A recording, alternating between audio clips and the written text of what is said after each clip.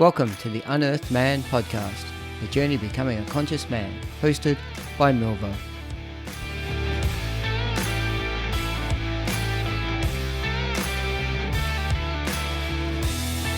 Hey all, Milvo here, and welcome to episode 47 of the Unearthed Man podcast. To kick off, I'd like to acknowledge the traditional custodians of the lands on which we work and gather, and their continuing connection to land and waters. I pay respect to elders past, present, and emerging. I pay tribute to the diversity of First Nations peoples of Australia and their ongoing culture. Now, if this is your first time listening to the podcast, then welcome aboard. If you're one of my regular listeners, then welcome back. I really appreciate your ongoing support. So if you're looking to know more about the Unearthed Man, then you can find me on Facebook, Instagram, and LinkedIn. If you also feel called, it would be great if you can subscribe to the podcast via your preferred app and also leave a review. I know a lot of you enjoy the show, and therefore if you give back 5 minutes to leave a review, that would be gratefully welcomed. It was amazing how similar the paths have been for myself and my guest from last week, Brian Clate. I enjoyed where the conversation flowed, and I'll definitely be reaching out to him to continue our discussion outside the podcast. It is definitely an episode to listen into with an open mind and an open heart. Now, I first met today's guest through the Panthera Cacao program led by Brendan Durrell, and have been a keen follower of him and his movement, Modern Renaissance Man. He's a visionary, embodied leadership coach, and brand integrity strategist for impact-driven men.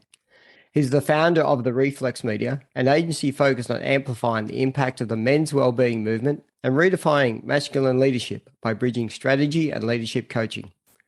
He's also the co-founder of Modern Renaissance Man, as mentioned earlier, a movement empowering modern men to fully express their truth and own their power. Through brotherhood, resources, and transformative events, he inspires men to lead embodied and integrated lives of service. His purpose is to inspire men to embody their truth so they can lead lives of integrity, intention, and impact. Welcome to the Unearthed Man podcast, Jose Alejandro. Hey, Jose, how are you, buddy? Hey, thank you for having me. Thank you for that intro. That was beautiful. And thank you for honoring the keepers of the land. I thought that was beautiful as well. So very excited to drop into conversation and just chat with you. I'm just really honored to be here. Awesome. Thanks, man. And I know this has pretty much been 12 months in the making, because I know that when we both joined Bam's or Brendan's Panther Cacao, and I think that is pretty much 12 months ago. I think on one of the first messages, you dropped in, I dropped in, and Brendan dropped in, say, you two need to get together and have a chat. Yeah. And I'm like, absolutely. We're going to lock and load this. Shout out to Bam. So I call him Bam. Brendan, shout out to Brendan. That was a really incredible program, and it was really powerful. I think for both of us, because we were probably the only two men that were in that container. So it was really interesting to just navigate that individually. That was powerful, really powerful experience for me, and definitely deepened my connection to cacao. And then just having another fellow brother there was really cool, and just really honoring you for how you showed up, because it was definitely medicine for me. Without going into the details, but definitely grateful to have you in that space. Yeah, no, thanks for that. To be honest, I found it the same. To really tap into cacao, and as I've sort of talked on this podcast a few times, it's now our daily routine. So every single morning, except when we forget to refill our stock, but every single morning, myself and my wife Jackie, we actually have cacao. It's the first thing that we, before I start work every day. It's 30 minutes. We sit down and we just enjoy cacao together and everything else. But yeah, certainly in that, I went into spaces that I hadn't gone before. Some of the breath work brought up emotions, and I know at one stage, I pretty much went live directly after, having a very emotional experience. But that's what it's about. It's like releasing those traumas that are still sitting unearthing deep inside. Yeah, exactly, unearthing. Interesting. In pretty much when this podcast comes out, I'm actually doing a 3-day 2-night men's gathering up in a place called Dalesford, which is sort of up in the hills of Victoria. And so I'm looking to continue to go deep into the work, and there's still plenty of emotions stored in plenty of parts of the body that I know need to come out, and but I enjoy on all that sides now. of the spectrum. Exactly. Well, that's really just honoring you for that. I remember that moment, and that was just a really powerful moment for me. Cacao and breath individually will definitely open up your heart. Bringing them together like we did in that program was definitely it's definitely an even deeper heart opening experience. And it's really cool to hear that you have cacao with your partner every morning. So Sam, my fiance, and I, we have these little sessions called cacao and writing, because we both love writing. So we just make some cacao, sit and write together. So really, really cool to hear that you have similar ritual with your partner as well. Yeah. And I think it's beautiful because, again, for me, it not only enriches myself, as you said, yeah, and we'll get into you in a minute, right? But as people know on this podcast, we'll talk many things, but I'm certainly passionate about cacao because, one, it opens up your heart and allows you to tap into yourself. But having that where both of you, are opening your hearts and sharing that together energetically. And that's what I'm finding. We could just be sitting there just in silence together, sipping cacao, but there's this energetic heart opening between yourself. And if you want to talk into something, you can in a safe space with your partner. And that becomes, again, like having partners who can support men on their journey and be willing to a man to say, hey, look, I'm just going to talk into something here where I'm really struggling with, and knowing your partner can support you on that is hugely just empowering and enables you to have that intention as well. Massive. I mean, my partner and just relationship was the catalyst for me diving into my work. And I've been with my partner for 13 years, and it feels like we've been through 4 or 5 different relationships, because like every evolution looks different. And just thinking about when the second evolution was really where that catalyst came about, and there was some work for both of us to do, but it's definitely something that within me I got inspired to really lean into my work and just seeing where we've come, and now like sharing this work together, creating spaces where I can do that. I can share that there's something in my heart, something that's coming up for me, and know that my partner's not responsible for it, but she can hold it. She can see me in it and not judge me, which is like a big sigh of relief. To be able to have someone that's on the same page. Yeah. And I think that's this is in alignment with what we want to talk about the podcast, but one of the challenges I feel for men not being able to express emotions and actually talk into it is that fear of judgment, is that fear of, being almost treated like their mum or their dad that's going to, tell them to man up. I want a man who's not going to cry. I want a man like this, and shut them down, which is sometimes the woman's own stuff because they haven't dealt with it. So, finding a partner who actually encourages and actually will say, no, I know something's wrong here. Come on, let's talk through it. Yeah.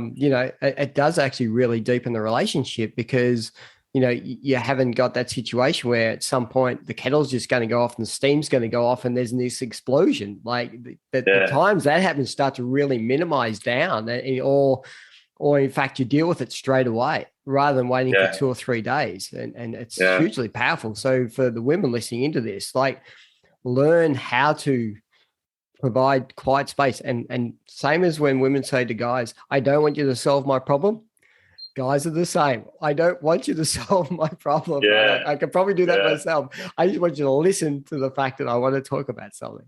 Yeah. It's interesting you share that because what I see now in this stage of my relationship is, my partner is also a mindset and embodiment coach, and like full circle, it's this place where she doesn't want me to coach her. And I don't want her to coach me. That's not what I'm looking for in a partner. I have my coaches and I have my clients, and that's a different type of relationship. And the vulnerability still applies there. But with my partner, sometimes, we have this agreement, and it took us some time to really like get to this place. But we have this agreement where I just ask her straight up, like, do you want me to put my business hat on? You want me to just listen? Do you want me to like ask you some questions or just hear you out? And same thing, vice versa. Sometimes I just want her to listen and like hold me either energetically, physically. And sometimes I'm actually curious, like, yeah, poke some holes in there. So I'm kind of curious, but I think explicitly providing that consent and asking that question, especially when you do go on this road. Anybody's listening to this podcast, and obviously they're interested in this work and improving on themselves, whether men or women. So you get to this place where sometimes you start like getting into coaching or getting into like being the space holder as like a facilitator or someone you would some sort of energy you would offer to the man at a men's retreat. Yep. And the boundaries and the explicit consent is definitely necessary, because that can also turn into a problem on the other side of the spectrum as well. Yeah, so true on that. With us, we sort of say, are you open for some feedback? So actually explicitly asking permission. So something's popped up. It's like, are you open to some feedback on something that I'm witnessing? And if the answer is no, it's like, okay, that's cool. I will just park that. And the answer is yeah, actually, yeah. And it's two ways. And so, you've got to be in that space to be able to be willing to take it on so that you don't get defensive. So it might be, no, not at the moment, but yes, I want to talk about that a little bit later. And then you go through the process of understanding. But so that explicit consent, as opposed to just seeing something and just throwing a bit of feedback out, the person's not really willing to be in a position to take that on. Yes, that's where the defense mechanisms can kick in, and all that inner child stuff starts to throw back out and everything else. Absolutely. There's something I always share with my clients, especially clients, the men who are impact-driven men. Many of my clients are also men's coaches as well. And what I see is that there's something I share is leading with consent, because when it comes to like being a facilitator or a space holder or impact-driven men that's leading other men or leading other people, we're kind of holding the masculine pole, right? So we're creating the safety, the container for something to flow through, for someone to feel free to go through their journey. But we still have to, there's still the consent piece, right? And a big question I always get from men, well, how do I lead and ask for consent? Even asking, the reason I bring that up is even asking the question, can I provide you feedback? Are you open to feedback? That is leading, and then leading in that direction and allowing the consent to be given or not.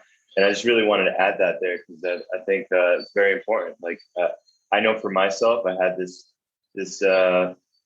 I had some difficulty in my relationship when I really started diving into masculine feminine dynamics and just my own inner work and how I was showing up with my partner and her energy and how she was showing up. I was having difficulty. I was almost overcompensating as well, because there was like this desire to lead, and I would forget that leadership also, there's lead. We're being led by their consent. There's leadership on both sides, right? Yeah. So I just wanted to drop that in there for all the men listening and women as well, that giving the consent is actually, if anything, a bigger leadership role than actually leading. Yes, because you're kind of guiding the experience. So. Absolutely, no, you're spot on. So I love we've got to a bit of an end bit, but so let's take it some step back into time, right? So there's a point in your life, so that you realize that, hang on, there's some inner work or something's happened, or you started on this journey. So can you take us back?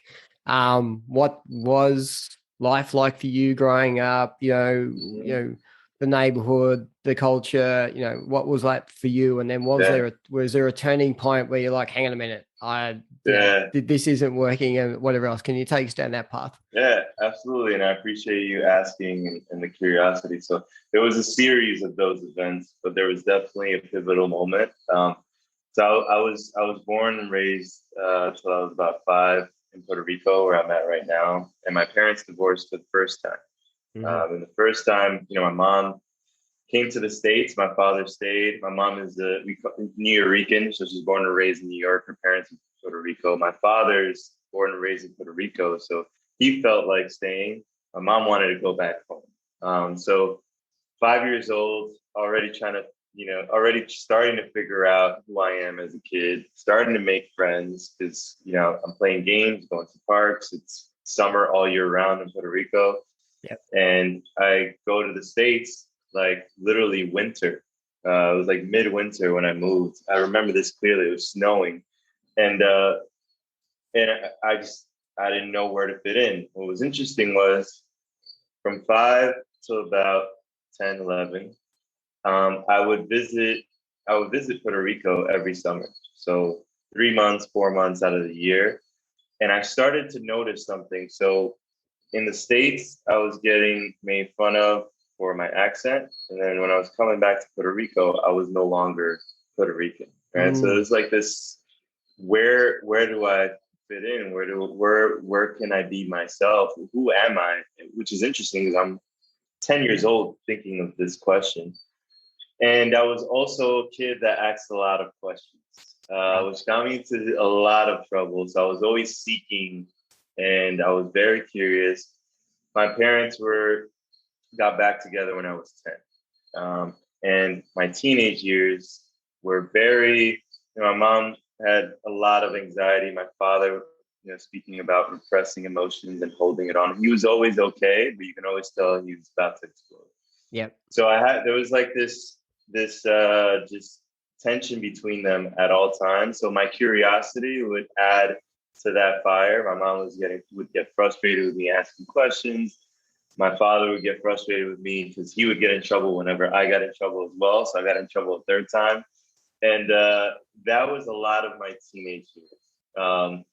What was interesting then was I went into high school, and I went to a vocational magnet school. So it was like an allied health school in this group of different vocational schools, which were all for the entire county. The reason I add that context is because I grew up in the hood, right? So I was living in a neighborhood with, pretty much all Black and Hispanic kids. This was like where I felt at home. And then when I went to high school, it was literally the entire county just coming together. I was one of 2 Hispanic kids in high school. Right. So same thing all over again, where literally I was, it's interesting because I do a lot of work with men from my community now and men of color.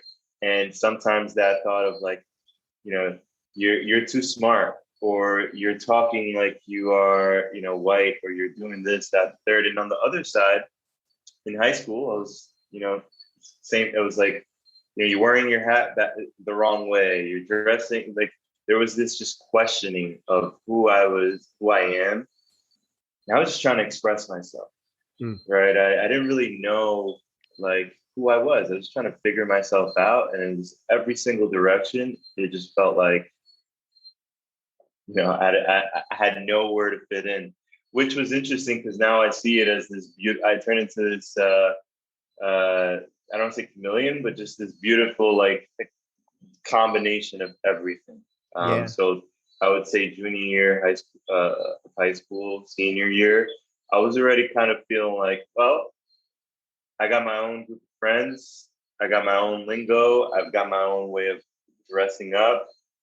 College made that easy because I felt like everyone in college is kind of like a mix of different things. Yep. And that leads into the next stage. So just to like kind of long story condense as much as possible, I got my bachelor's in psychology. So I was always curious about the mind. And the question I really wanted to answer was like, what's wrong with my mom, my dad? What's wrong with me? Like literally just curious about what was going on and why humans think in certain ways. What was interesting was that took me down a marketing road. So I got a minor in consumer psychology, got curious about marketing and like resonance and how thoughts and ideas and commercials and things resonated with people. So I disconnected from the psychology. Fast forward, my parents got divorced for a third time. So it was the 5 years old, got back together. There was 16 years old that got back together. And 24, 25, maybe 5, 6 years ago, 4 months after I moved out of my house with my fiance, then girlfriend, they split. And I kind of knew it was coming, but it was one of those things where, the 5-year-old version of me the little boy started taking responsibility for it. Yeah. I really started to show up in my relationship with my partner. I was like, not clearly stating my boundaries and my requests. So my mom was asking me for stuff and messages to deliver. My father was doing the same. I was taking responsibility for, their own journeys beyond being together. And that really just started to weigh me down and reveal other areas in my life that I was not happy. Okay. Which led me to men's work. Long story short, I was listening to, I hopped on BetterHelp, which I've been seeing a lot of advertisements for it nowadays. And it was like an online therapy. So I worked with therapists for about a year. And I felt like something, I started to understand and feel my emotions and have that container of safety, but something was missing. And what was missing was connection. But I didn't know that until I was surrounded by other men who were either in it with me or had worked through something similar. And unlike a therapist, were able to just boldly share, like, this is what I went through and this is how I navigated it. And it just gave me this sense of relief. Like, I'm not alone. This is not that bad. And I can actually get through it. And there's some tools that I can learn to really go through.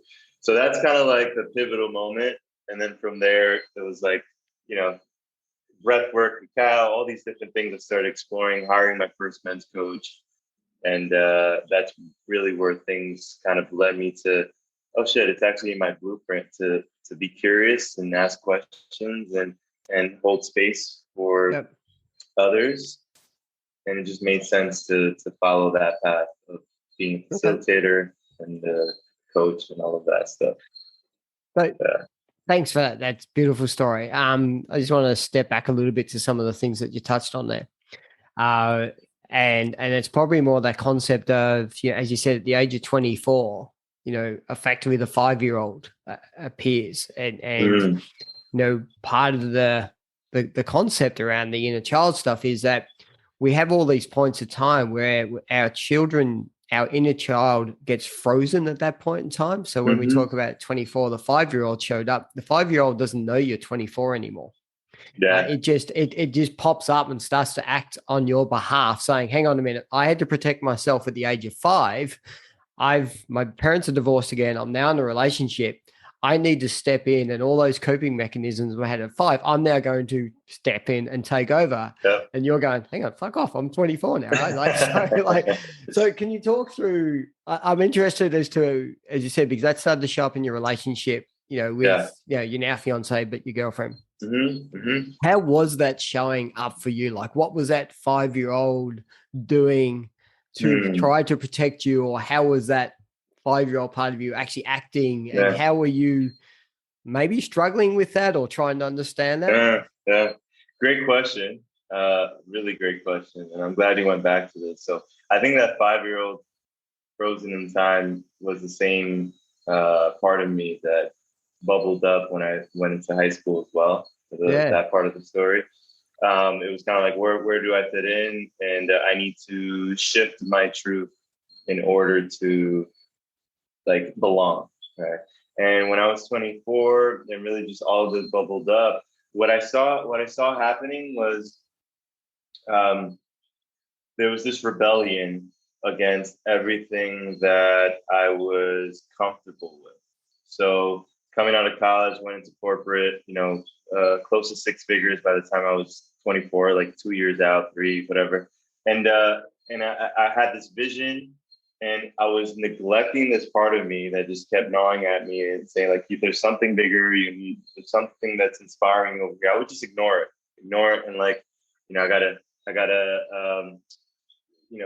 just do and reach this destination. And also, like New York, East Coast grind mentality, something I'm actively recovering from. The 5-year-old showed up as like throwing a fucking tantrum, getting self-sabotaging, lots of insecurities with my partner, At that time, she was kind of getting into, showing face on social media and building her brand. And there was a lot of insecurities coming up for me there. It really insecurities of like, am I safe? So my 5-year-old was just really clinging on to as much safety as possible. And the things that used to keep me safe were no longer keeping me safe. And they were just defense mechanisms. So there was that.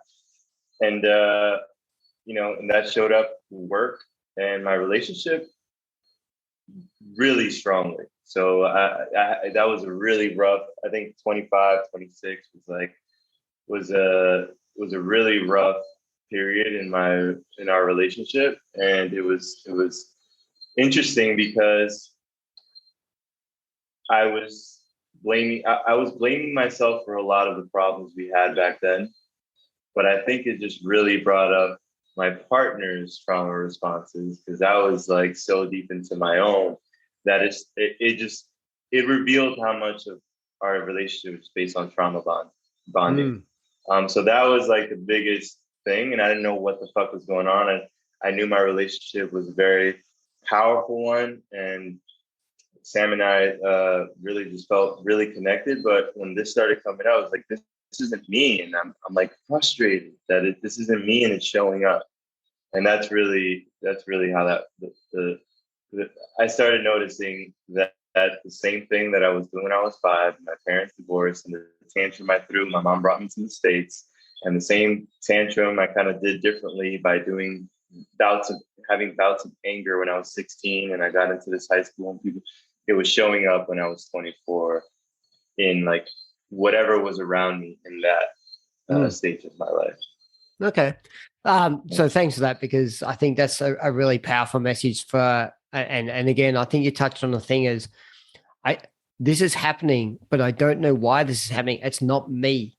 Like I think, I know I had that as well. Like when I had those bouts of anger and frustration, I'm like, but that's not me. Like, I'm this other person. Like, where is this coming from? And, unfortunately, it probably took me 50 years to get over the inner child stuff, not 20, the 20 odd years, which, but we're all on our journey.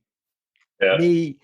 Again, I just want to, again, sort of go back, because we sort of went 5, 16, 24, and there's some pretty critical formative years in there, particularly around high school and everything else. And you talked about, colored, Hispanic, in the hood, that can lead to a lot of in itself compartmentalization about, defining that you define yourself by who you are and who you have to hang out with. And as you said, and I think I'm picking up a lot with the Australian Aboriginal, the mobs here who, we tried to outbreed them, right? So one of the guys I had on my podcast recently had a white dad. So he's not accepted by his mob because he's not he's Aboriginal, right? But he didn't have the same skin color anymore. And he's not accepted by the white people because he's got dark skin. And there's this challenge about how do you fit into this space. And as you said, you're similar because you're in this, you're not African American, you're Puerto Rican, by birth, but again, that puts you in this Hispanic space. Television will tell us that that's all about, bandanas and hoodies and tattoos and gangs and all that sort of stuff, because there's that social conditioning that sits with it, right? Doesn't matter whether you're Mexican or what else would you say, right? Anyone that's effectively south of the border, everyone gets bucketed, right? So how did you work through all that, navigate through that? Because I know there are other people listening who have, multicultural backgrounds and everything else who probably go, oh, great, it's not just me. So this is why, someone who's been through that experience. Can you talk into that? Yeah, that's a great question. I think, tying it to something you touched on about, that's not me, but it's still surfacing. It's really like, for me, it was a journey of just dismantling all the identities that I've like compiled and packed onto and put in my backpack and decided to carry with me. And also going deep in there and realizing that is me. That's a part of me I've been suppressing and I haven't been looking at. And that's a part of me that I haven't been owning, which hasn't allowed me to integrate it in a healthy way. Right? Which ties into your question, like, That is a part of me. I am Hispanic. I have been raised around black communities, black men, and I have been also raised in white communities and gone to this high school. I do speak English. I speak Spanish. I dress this way. I combine this, and really just looking at all the identities.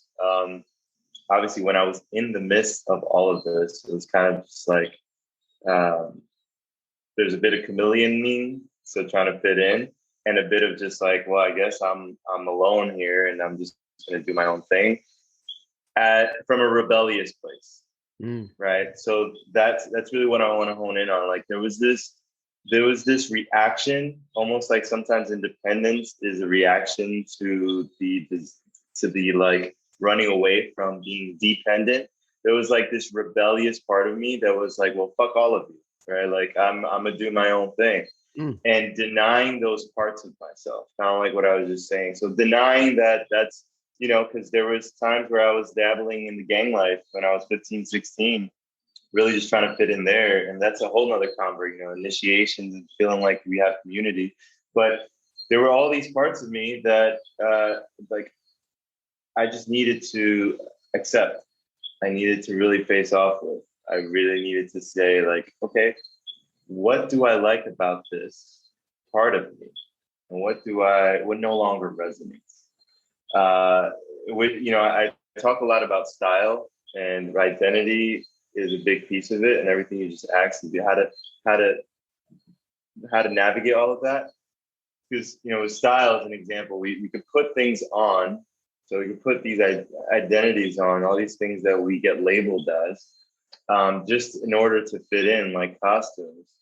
But really, the most, I use Lenny Kravitz as an example. He can wear the same thing for 6 months straight and walk into any room, and he'll probably be the most stylish guy in the room, because it's not what he's wearing, but it's how well he's gotten to know himself. And I'm projecting onto him. I don't know what kind of work he's done, but how well we know ourselves, and then wear these different hats according to what feels good with that part of ourselves we've gotten to know, the deepest part of ourselves.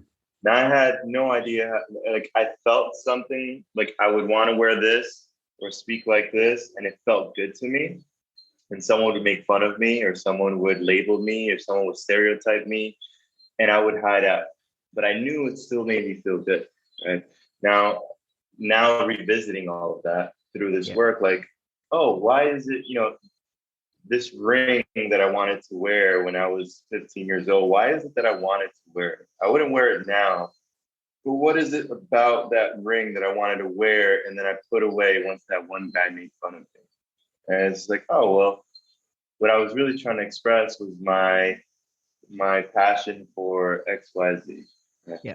And I know this is kind of like taking it in a different direction, but really it took a lot of just like looking at all my identities, realizing why it was that I attached to those, and also just owning that, there's this title identity that we give to ourselves as men, gender, as human, as race, ethnicity, where we're from, socioeconomic status, all these different, what language you speak, and just go deeper and deeper and deeper. At the end of the day, like, not allowing any of that to define us, but also owning it as part of who we are in this human experience. Like, I like hip hop, and I also like listening to Adele with my, with my fiance. So it's a full spectrum. I am a multitude of identities. Yeah, no, I love that. And the thing that came up with me as you were talking through that is there's a difference between acceptance and defying. You can accept all those parts of you that made you up, and you can accept all the labels that you've applied to yourself that got you to a certain point of time. But you don't have to enable them to define you. But my thought is you have to learn to accept that was just part of what happened at that point in time, part of the makeup. I just to share one of my experiences, I gave up drinking 2002. Said that's it, I'm out. I'm an alcoholic. but never told anyone that. I got to 2006 and I'm like, I'm going to run a marathon. And as soon as I run this marathon, that's it. I've defeated alcoholism, right? I'm done, right? And I've attached, this thing. The funny thing is all I was a sober alcoholic that could actually run, 42 kilometers. Congratulations, right? I met a psychologist who ran this 1 week course and we got to spend 45 minutes. And the question I asked him was, when people ask why I don't drink, I'm afraid that when I say I'm an alcoholic, they're going to see me as being the bum on the park bench with a brown paper bag. And he just looked at me and goes, but you are. You just haven't accepted that. You just haven't accepted that. He said, people are like dogs. They smell fear. If you accept it, no one's going to ask you anymore why you don't drink. They're not going to give a fuck, right? But the problem is because you're still fearing all these things and you just haven't accepted it. So for me, what I've learned is there's a whole lot of traits that over conditioning and over things and that formed who I am, and I can accept for what they were.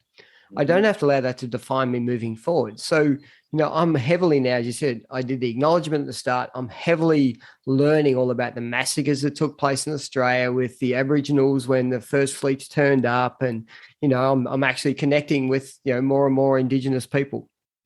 I'm unlearning. I can accept the fact that I was an ignorant, probably arrogant, naive, colonialist white Australian, right, who ignored this horrid past.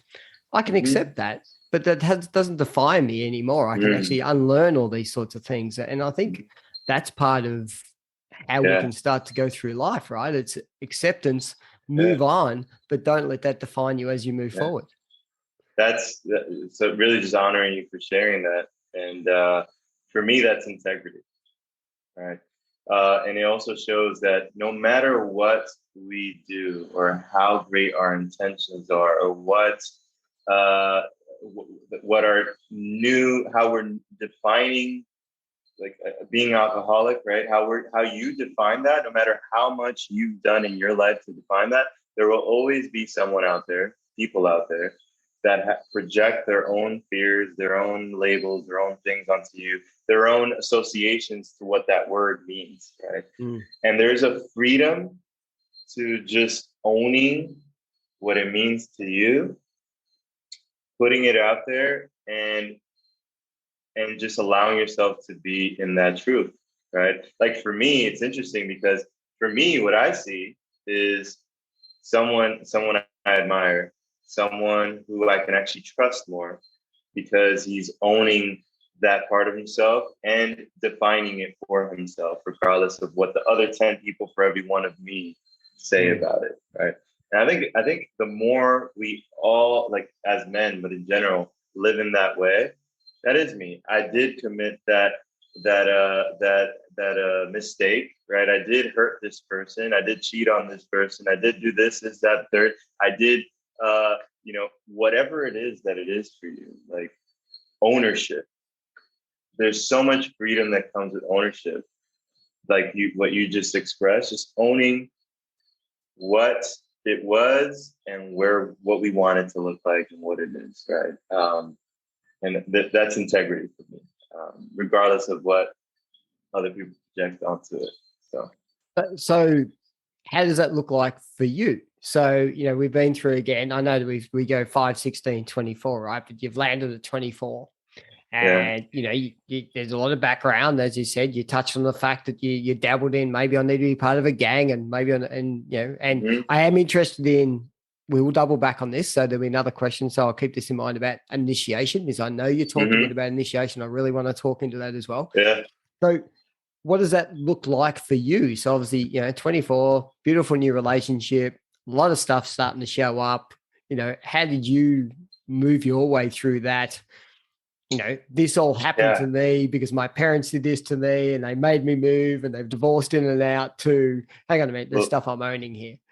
Lots of ownership. So this brings up a good point of big reason why I did have such a difficult time when all of this started surfacing was because I also felt like I conceptually understood what was wrong. So there was like I'm doing, and that kind of came along with this is not me kind of feeling and the victim mentality. I know this is something's up with my, my childhood development stages, the trauma when I was a kid. I understood all of that. One, because I had my psychology degree, but two, because I was like searching for all this information to try to improve. The one thing that was missing was ownership. Like I was lying. I was, being untrustworthy with my partner, and to like say one thing mean another, manipulative in my job. Like there was so many things that I was just not taking ownership for. And when I try to take ownership for a lot of these things, there was a lack of compassion. That was another big journey for me. Because I would read, David Data's Way of the Superior Man. The first time I read it was like 5 years ago. And I would read this book and this other book. And I would have the information of like, okay, so this is how I speak my truth to my partner. I'm going to do it. All right. 1, 2, 3. And then I would go and my body would just shut down and I would go back to lying, right? Or back to do this old pattern that was just like my way to like to navigate life at that time. So for me, there's a lot of lying. Nice guy, which really was manipulation. A lot of like covert contracts. So like, I'm going to do this for you, and then passive aggressively be upset and resentful when someone didn't give me something in return. Yep. Whether that be in my job, like with friends. Man, so much. But that was really where I saw it most in my relationship. There was a lot of difficulty in my sex life too with my partner. At that time, I was really insecure about. It was like college was great. Before 24 and all this stuff, it was like amazing. And then for like 2 years, I was struggling a lot. It was like this self-doubt. There was this a lot of things that started showing up in the bedroom as well. There's just a lot of shame. Is a word I want to use, and just disgust, and then learning how to meet that disgust with compassion and owning that part of myself. So it was interesting because even in the beginning stages of my journey, trying to like correct, there was like this overcompensating, which just would lead to frustration, which would lead to shame, which will lead to, defeat. And I felt a lot of that back then, but it came from all this shit that started bubbling out. I didn't feel an integrity with the standard I wanted to hold. And I was out of integrity in all areas of my life. Okay. So how do you solve for that? Right. Because I think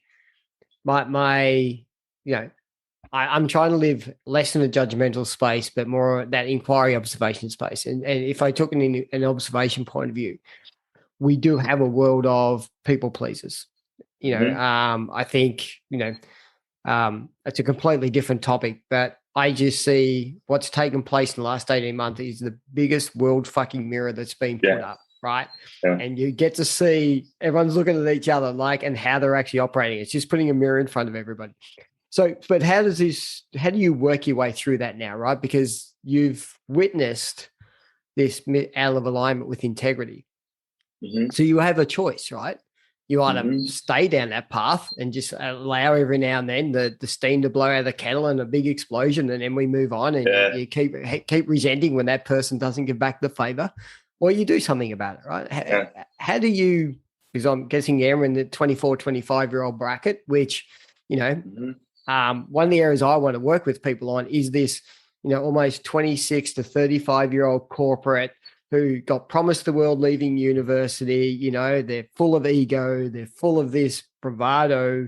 Things like this keep popping up and they just keep putting it aside. And how do they actually deal with that? So, for those who are in that bracket listening, what did you do? Because at a 25-year-old, not everyone's that mature to actually start to emotionally mature to start to go, hang on a minute, I've got to do something here. Well, first and foremost, I was initially counting on my partner for everything. So what I mean by that is like she was my therapist, she was my partner, and I was like just releasing all of this trauma that was bubbling back up. This not only in arguments and disagreements, but also just counting on her to be the space holder for everything that I was going through. Mm. And so that what that led to is having someone to mirror, having space, having community where mirrors are available. There's something I've been sharing with the men that I work with, and it's that you know, we often hear, take a hard look in the mirror. All right. But it's very easy to believe your own bullshit. Mm. And what they don't tell you is that when you look in the mirror, you can't see a full 360, right? So what really shifted things for me was, whether it was a therapist, a coach, and then ultimately other men that committed to a certain standard in that container, where I can state my intention. Well, what kind of man do I want to be?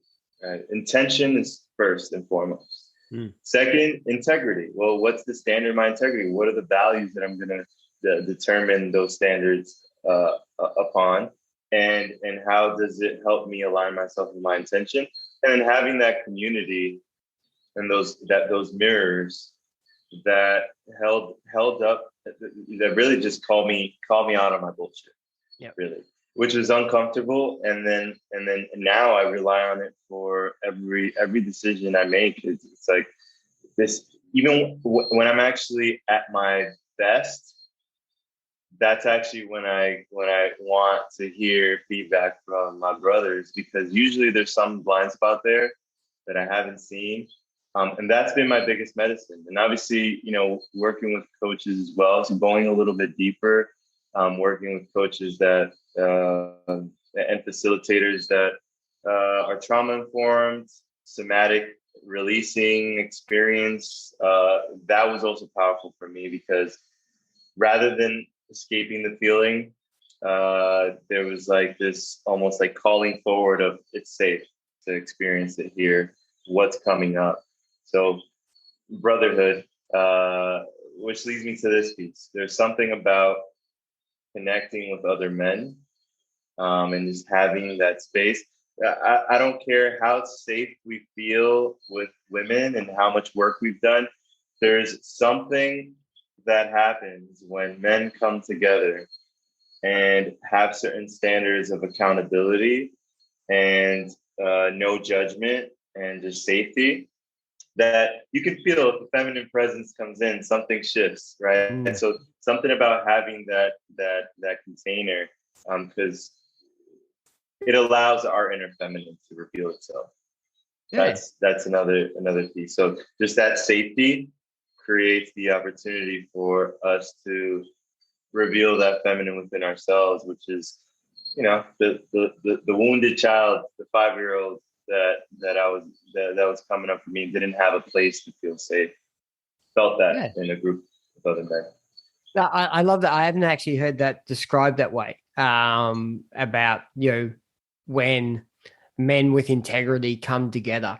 And I really want to work on that word, because I do see so many men without integrity come together. Like, it's all right, mate. We'll go down the pub, we'll have a few beers, we'll drink it away. It's okay. Like, that's not men with integrity. That's just men who don't want to face their own stuff. And so they're actually, just going the easy path out. But having that, you're right. People often see men's gatherings or men's group as this masculine thing that actually takes place. But it's actually allowing the feminine to nurture the inner child, because that's what that has to happen. And men have to feel safe to enable that feminine aspect to actually naturally come out. So I love how you put that. That's really beautiful. That's Thank you. And I think that's just one of the parts to we use the word men's work to describe like humans doing the work who happen to be men, right? It's an easy way to like describe it.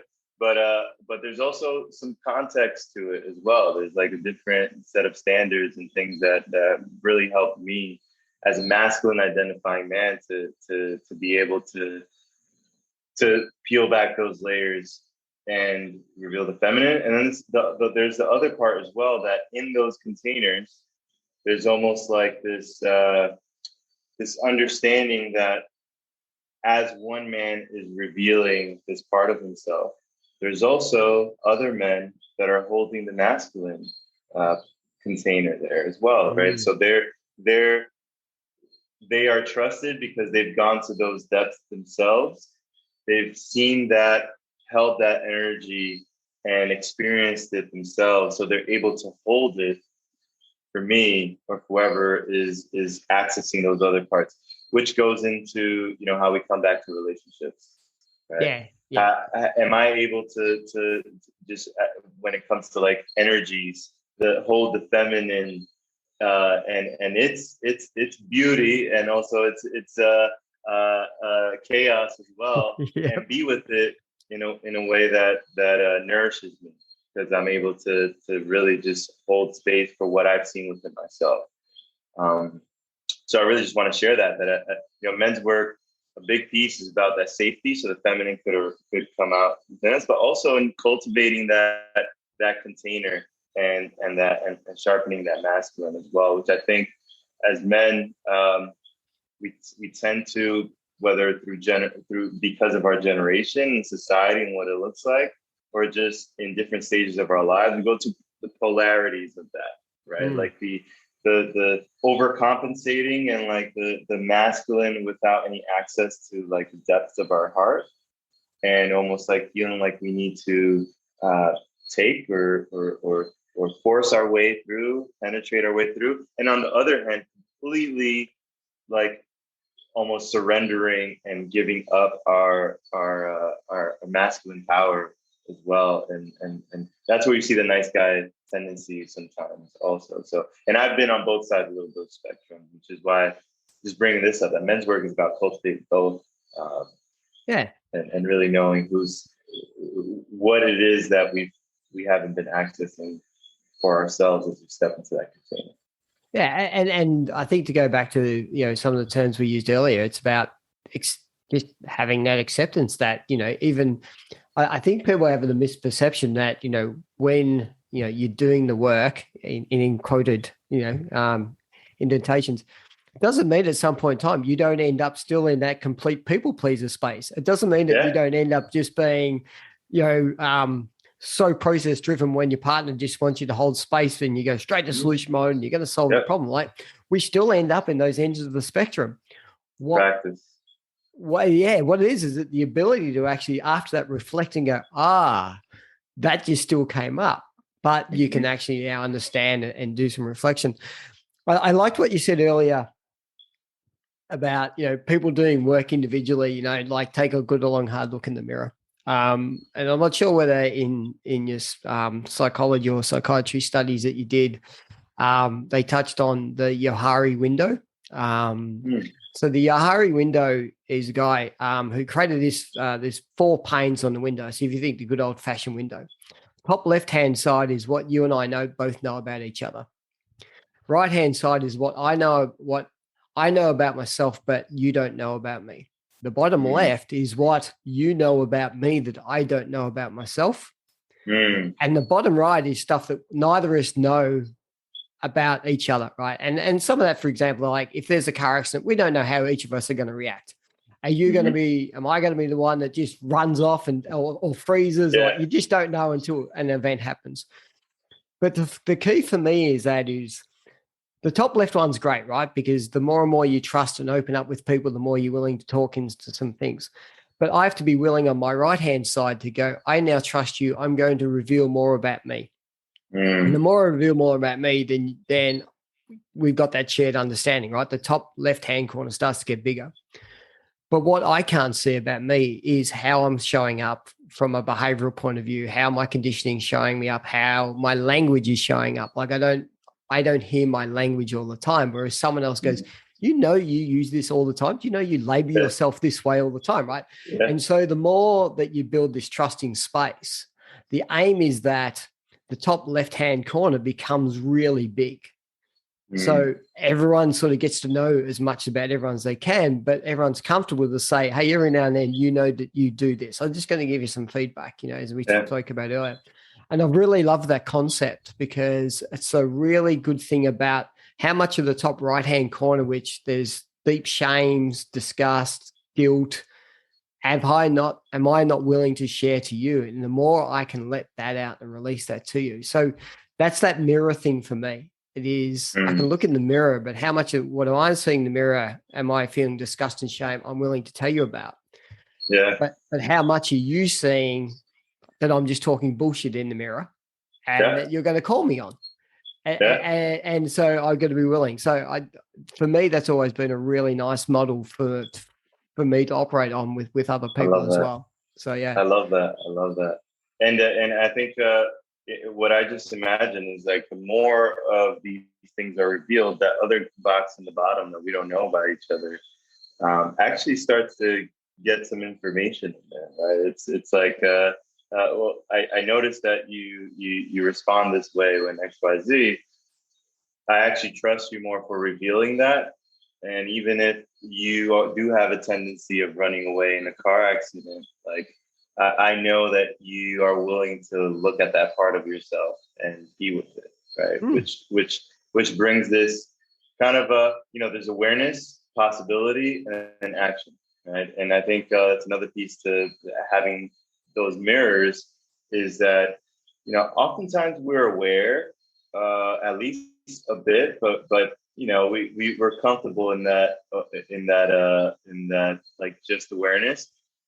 But then sometimes there's like this, which is why I say personal development space can often be a big source of anxiety and depression, because if we just have that awareness and we don't have the awareness and see the possibility, it can be very challenging, and we can be, that shame or lack of compassion could come. So to add to that, having men around you don't only work as mirrors. There's also this, like, the action piece. The third piece is, you don't have to go it alone. So you can commit to something and know that if you don't know what the next step is, you can ask for help, and it actually makes taking action much easier.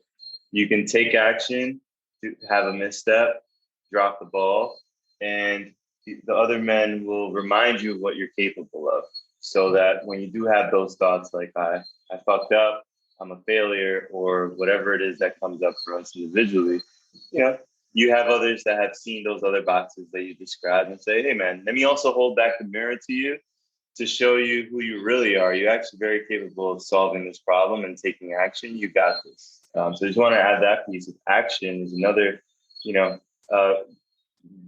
it's another piece that is very difficult to do on our own. Yes. When we don't have those mirrors to also remind us of what we're capable of. Yeah. I was actually, I presented a session to a company, and one of the things that I spoke to, and there's an African proverb, I think people have misused this left, right, and center, but it's actually an African proverb that says, if you want to go fast, go alone. If you want to go far, go together. And that's that whole thing about, having that accountability. Like, it's not putting out that accountability to others, but it's like, I'm going to take this action and I want you to hold me to account. But I don't want you, as part of holding me to account, it's like, if I fall off, I don't want you to judge me. I just want you to ask me why, what happened? What do you think happened? What's the reflection? Why do you feel that you fell off that path? Or why do you feel we didn't meet that commitment? And allow that person to just reflect on that space in a safe, non-judgmental space. And go, okay, this showed up for me. And again, that's that bottom right-hand box, because neither of us probably knew that that's how something was going to show up when you got to that point of that action. And it's like, cool, now that showed up, right, now what are we going to do? What's the next step? What's the next action, and how do we move forward? So I think which is a practice of fathering. Yeah. It's a practice. I'm not a father, but a lot of the men that I sit in circle with, and my men's team and coaches of mine, and I am a father to myself. I will say that we are all fathers to our inner child, and that practice of accountability, loving accountability, right, gentle discipline, well, not even, loving discipline, right? Is a form of fathering, rather than saying you fucked up. Like, let me berate you, or on the opposite end, like just over nurturing and not necessarily like cleaning you up, and providing some structure and discipline, which we all crave. I craved it when I was a kid. I craved that discipline, that structure, so I knew what my boundaries were and I could create freedom. And not having that, so sometimes led me to like trying to find these places to move the energy. And I think that's really just fathering, right? Like, how can we offer this to other men, receive it from them, and then in that practice, there are a lot of times where we are alone. Most of our time is spent alone, even if we have a tight brotherhood that we connect with often, like applying it for ourselves, knowing that we're not alone, even though we are in the space individually, that I can father myself in this moment. Take a deep breath, and really just, what would he say? What would my bro say right now? And resetting with that. Yeah, so, that fatherhood is that internal conversation that you have with yourself, and you're right. Like, if I make a mistake, like, oh, you're a fucking idiot. Like, am I berating myself for making a mistake? Or you go, hey, you made a mistake, dude. Like, okay, what now? What are you going to do? Like, are you coming from that still, what I think is that missing father thing, like that missing boundary thing, and still that point of, what are you trying to make up for versus, have you just been willing to forgive yourself that you made the mistake? Because if you can do that internally, as you said, it's amazing how much time we actually spend on our own. Like, people think we're always around people, but in reality, when you think through it, like, we do spend a lot of time on our own, and what's actually happening in our minds and how we talk. So I'm glad you touched on fatherhood, because we also touched on initiation early on, right? I'm going to run a link. How does that look, or how did that look for you? Obviously your father was in and out of your life, right? And I feel that what's one of the things is completely missing in lives at the moment is this actual true initiation, to be able to go from being a boy to being a father. And as we said, you don't have to have actually had a child, or boy to man, whatever you want to talk about. But how did that look for you then? And what does initiation look like for you to be able to transcend into, I'm now a man that needs to be accountable for actions and what's taking place, and how did that work? Great question. So I'm actually in the process of, I'm in my apprenticeship to become a Rite of Passage guide. I've supported many Rites of Passages, but I'm doing an official 2-year apprenticeship. And I did my official Rite of Passage 2020, July of 2020, so literally last year. And what was interesting was, in that journey, in that process, I realized there was a lot of moments of initiation in my life.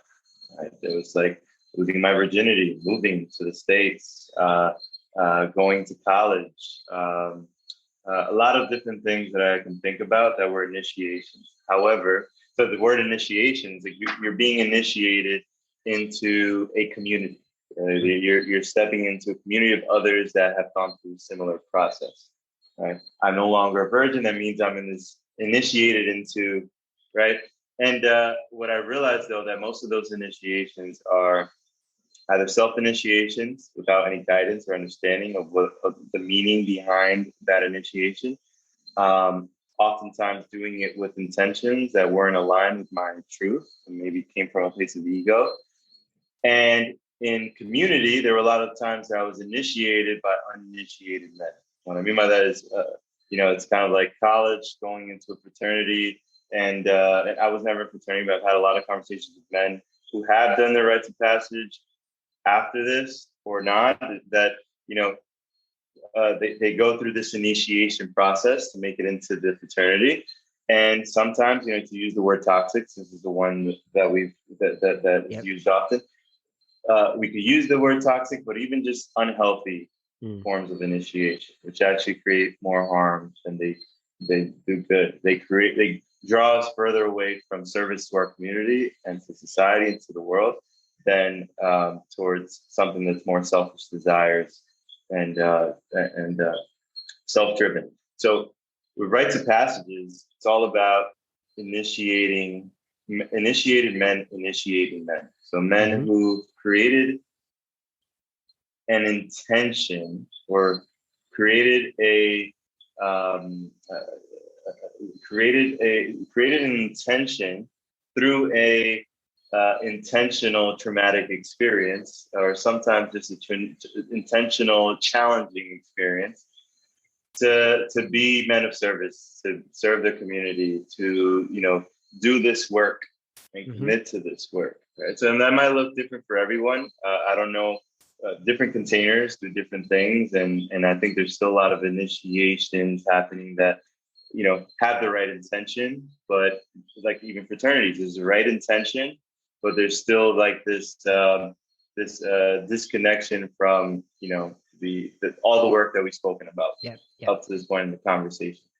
So the rites of passage that I took part in, and that I'm currently guiding other men through, has three main pieces: a severance piece. So we're severing, it's like the caterpillar stage.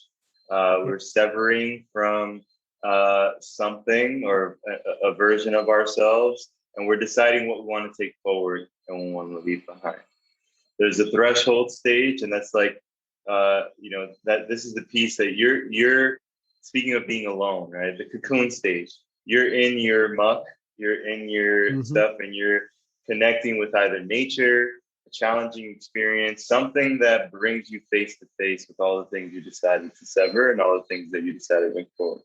And then the biggest piece, which is really where your question came from, initiation, is incorporation or integration into a community of other men that have gone through this journey as well, so that you can be received and then held accountable, have those mirrors and that support when you come out as the butterfly and everyone around you is still the caterpillar, right? Because it can be a very intense experience to go out into an initiation, into a rite of passage, leave everything as it was behind, and then come back and have to integrate into society, into relationship, into brotherhood, into being a son, into being a brother, a father, all the things, because it'll ruffle some feathers in all areas of your life. But the goal is to be close. I describe it as a process of ceremonial death and rebirth that gets us closer to our truth.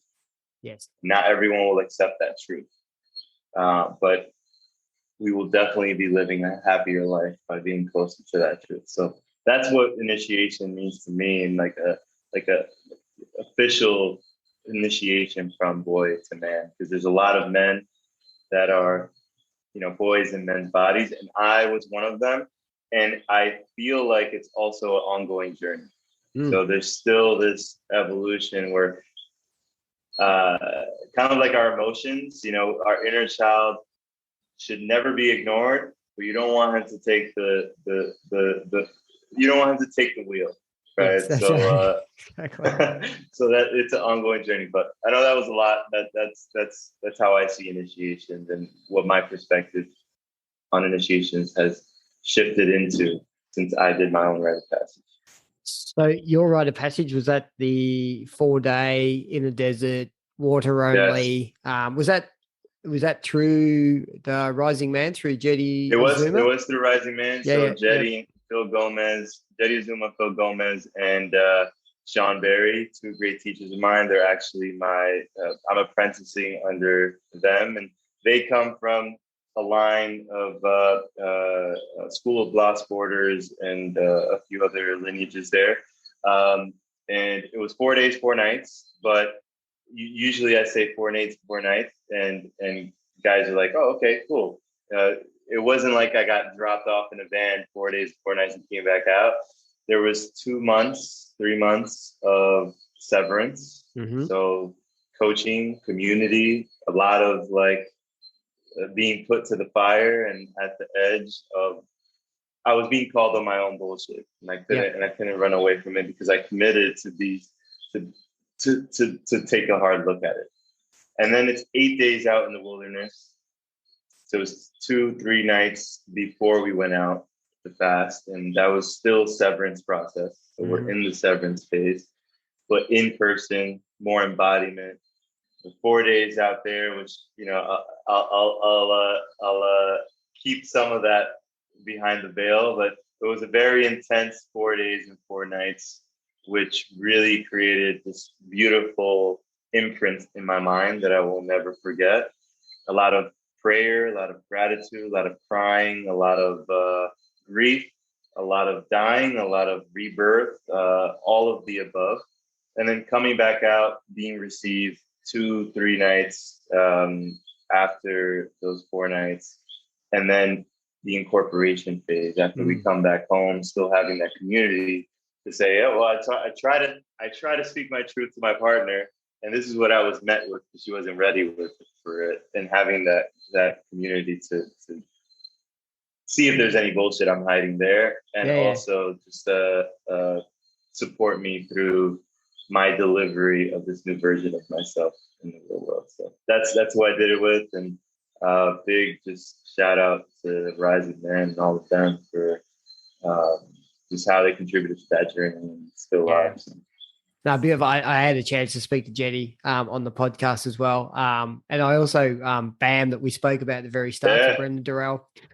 He did it. And I loved his story. He's like, the first day, he's like, what the fuck? Like, I'm a boy from Jersey and I'm out in the bush and everything that's moving and shaking is going to kill me. And I thought I was afraid of snakes. Guys in the East Coast, when we go out here, they're afraid of bears. It's like, it was definitely like, it was a shock for me, for sure. It was a big shock. And I could imagine Bam telling that story because I remember talking to him about it. It just boy from the city. Like, what the fuck is going on right now? It's something that's, obviously at the moment we're very limited on travel. I'm hoping in the next few years. It was certainly having been connected in with the Conscious Man Brotherhood. So, Jetty and Preston and some of those guys and Bam. I knew of Jetty, and in fact, Jetty was going to come out to Australia and actually run one out here in Australia. And as soon as I knew that, I'm like, I signed up, like I was in. Unfortunately, the last 18 months, 2 years has happened, and so it's definitely somewhere on my list to do. But one of the things I'm interested in is, I think there's that sort of stuff that's happening, and they're doing that in the US, and it's beautiful and everything else. I'm part of me trying to link into the Indigenous people, Aboriginal people here is like, what would that look like for someone here? So if we were to do an Australian-based one, like what does that initiation look like? And it's not the meaning. It's like, how do we leverage a 40,000-year initiation culture that existed in this country, and how can we actually bring more white people and understand that? What does that look like? How could we actually transcend and do a version of that here? So it's something I'd be really interested to explore. Do myself. Like I've lived in the country and I've done some camping, but, and I've done water fast, but combining water fast in the middle of nowhere with no one else for 4 days is super intense. And, it'd be something I'd be interested to see.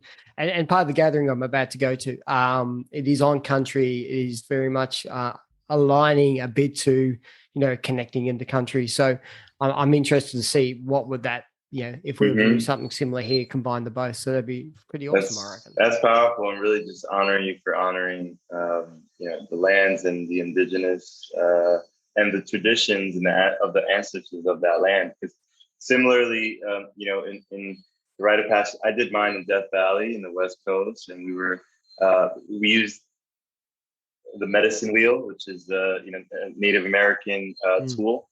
But the animals on the medicine wheel, for example, are different for the West Coast than they are in the East Coast. So in the East Coast, kind of paid some reverence to the medicine of the East Coast and what the ancestors of that land really honored, because they all had rites of passages.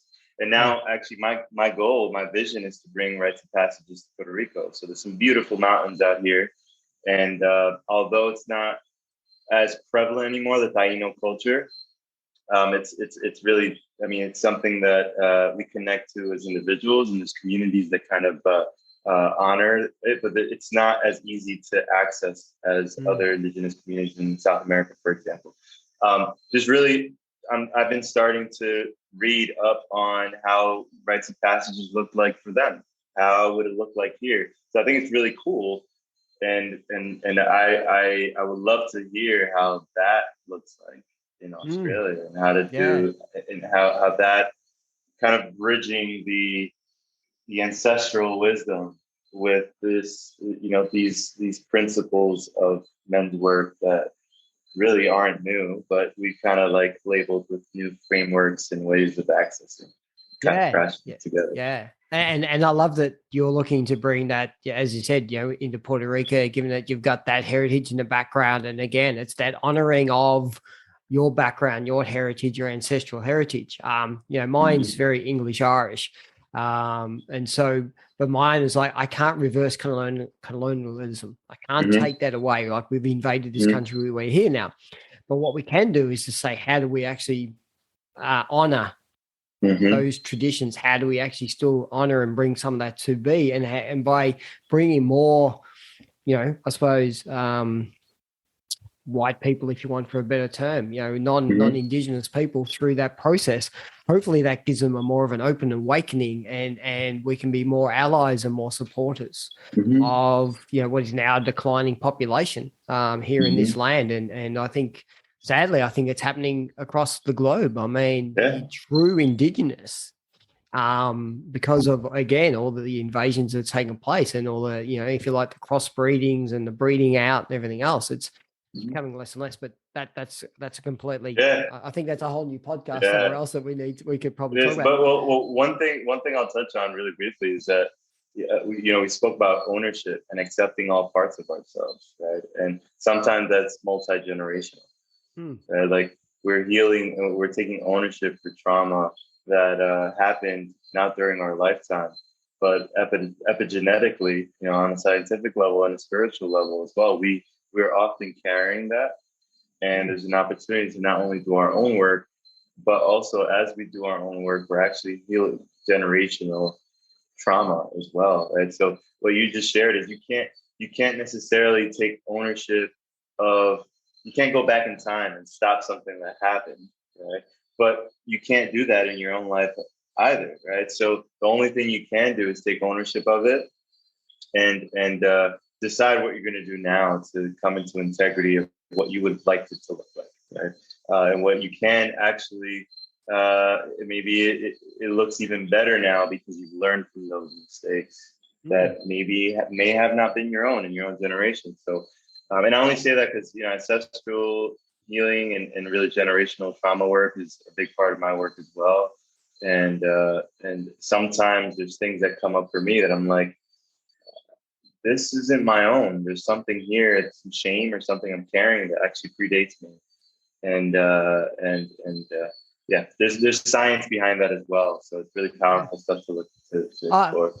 I think you're spot on. It's interestingly, recently I had to pick my son up. He did some work up in the snow. He didn't have a car, so I had to drive up and pick him up. And the town we came back through is, a town from my grandparents, and I suppose, again, those ancestors that came and set themselves up. And there's a church that they donated the land so this church could be built on. And it's funny, when I drove in there and showed my son, said, this is where your grandma and grandpa got married and all these sorts of things.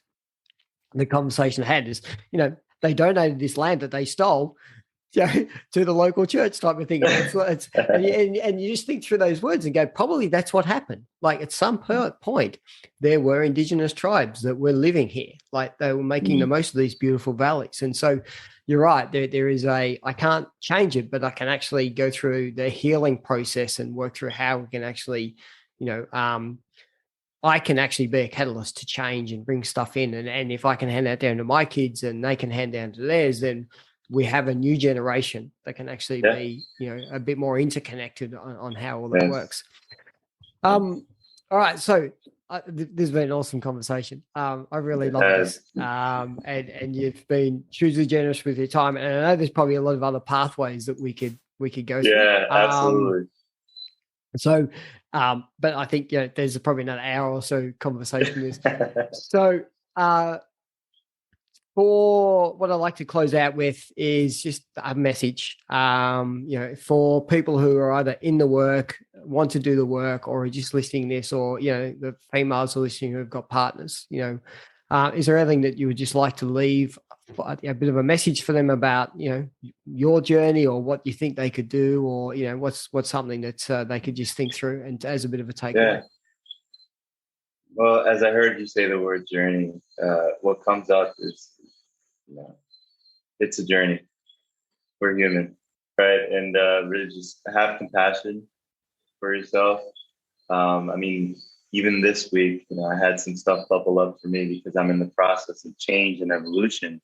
That 5-year-old or whatever other stage had some trauma there, came up for me and challenged this new evolution of myself I'm stepping into. So just trust the process. Know that it's the journey. It's a journey, and it's going to continue. There's always going to be a ridge after the next ridge, and it's less about getting to the destination and more about who you become along the way. Right? And I've heard someone else share that, so I'll just pass it on to whoever. Pass some legacy on to whoever said that. But I think that's the biggest piece. It's not about destination. It's about who you become along the way. And just have compassion for yourself throughout that journey. Yeah, that's beautiful, man. I love that. The word compassion, true embodiment of compassion for me is the key. We can always talk about it. I'm a compassionate person. And then, as we spoke about earlier, I'm a compassionate person, but when I make a mistake, I berate myself. Well, again, we talked about integrity, alignment, intention.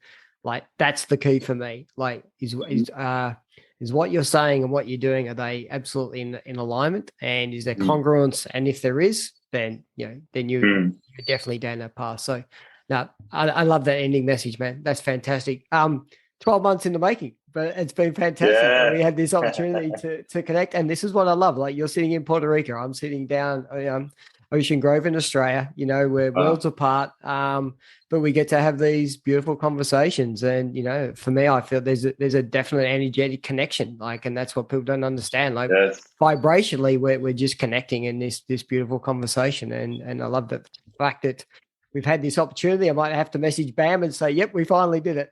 Yeah, beautiful. Well, I'm really grateful as well, and there's definitely resonance. And every time I have a conversation where there's this level of resonance, I feel like I'm more in alignment with my truth. So really appreciate you creating the space for that to come through, and just for having me. Really grateful. Yeah, no worries at all, Matt. So you have a beautiful evening over in Porta Rica. Go and enjoy whatever beautiful dinner it is you're going to have. Have a lovely day. Again, thanks, man, for coming on, and we'll definitely stay in touch and keep chatting very soon. Cheers, buddy. Have a good one, brother.